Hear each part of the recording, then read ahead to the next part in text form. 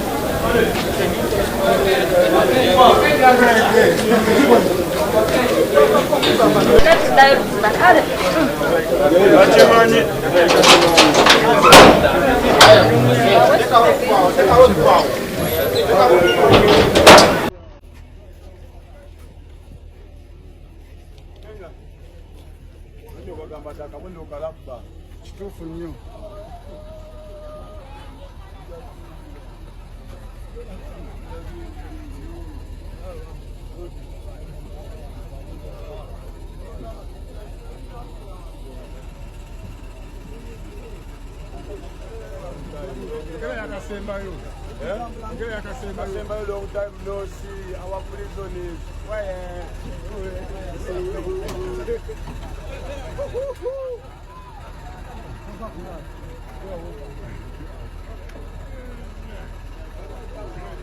Now we are fighting for